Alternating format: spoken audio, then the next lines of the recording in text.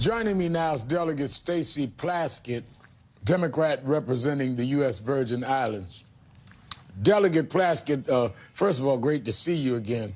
And you were one of the managers of former President Trump's second impeachment.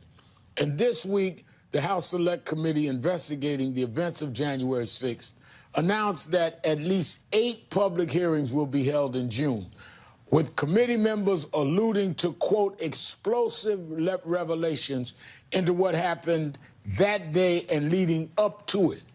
Now, committee chair Congressman Benny Thompson said that new interview requests would go out to a handful of Republican lawmakers by the end of this week. Included among them requests for Congressman Kevin McCarthy, Jim Jordan, and Scott Perry, all of whom have refused previously. What consequences should sitting members of Congress face for continued refusal to comply with this investigation? And do you think, after 2 impeachments that failed to remove him from office, that these explosive revelations promised by committee members will be enough to make Republicans break ranks with Trump in the election year to come and the election year now? Well, as to your second question, I don't believe that these will cause many Republicans to break ranks. We recognize that this is a Republican Party, and those individuals who are in leadership now in the Republican Party, both in the House and in the Senate, are more interested in saving their seats than saving our democracy.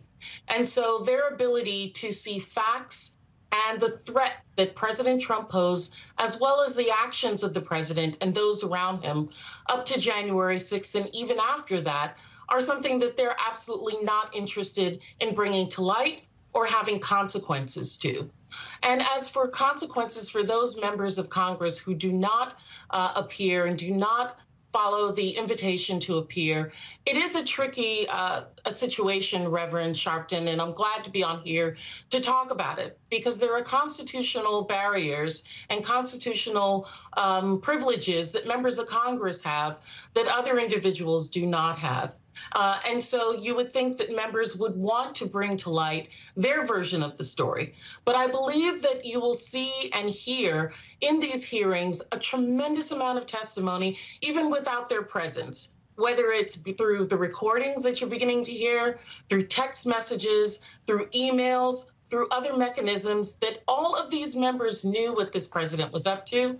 All of them thought it was wrong, particularly Kevin McCarthy. But Kevin was more interested in attempting to get the leadership of the House than he was in saving the House itself. And so I suspect that they believe that they can run out the clock and wait until an election and believe that they will have control of the House and not have to testify. Now, Delegate, President Biden has signaled that he is weighing some form of student debt relief, declaring that he won't wipe out $50,000 per borrower, as some have clamored for, like yours truly. But at the present reports, suggesting that around $10,000 per borrower. Now, NBC News reporting that the reduction will likely be tied to income. Now, many of us in the civil rights community have expressed disappointment, contending that all student debt should be relieved, particularly in the black community, which bears a disproportionate share of it. Where do you come down, Madam Delegate? Well, I do believe that 10,000 is not enough. And I'm grateful that the White House is considering many different configurations of how this can be done.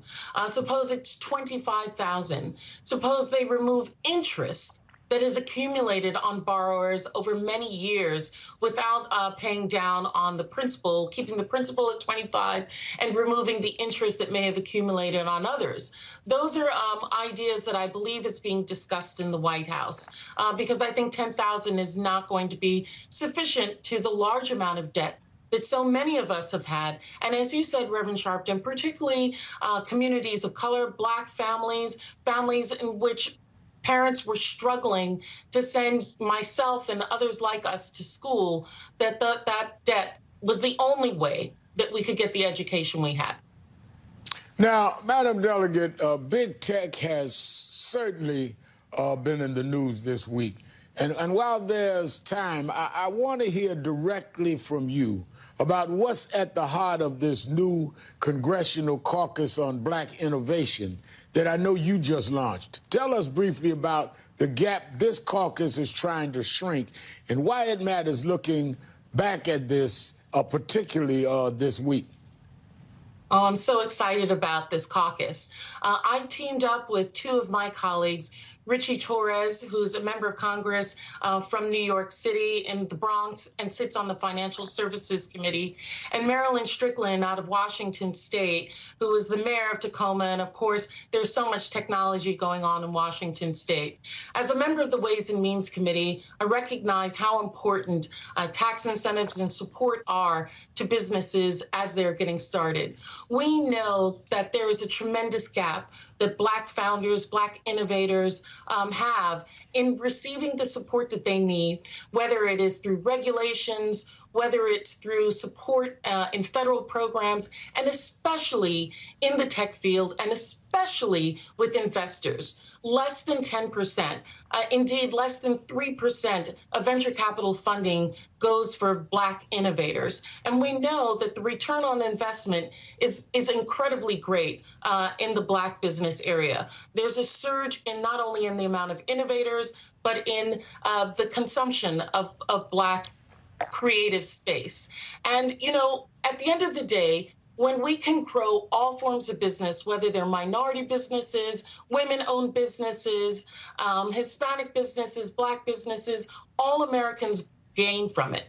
That's what is behind the American Competes Act. That's what's behind increasing innovation, because as we've seen, when one part of our economy grows, everyone benefits from it.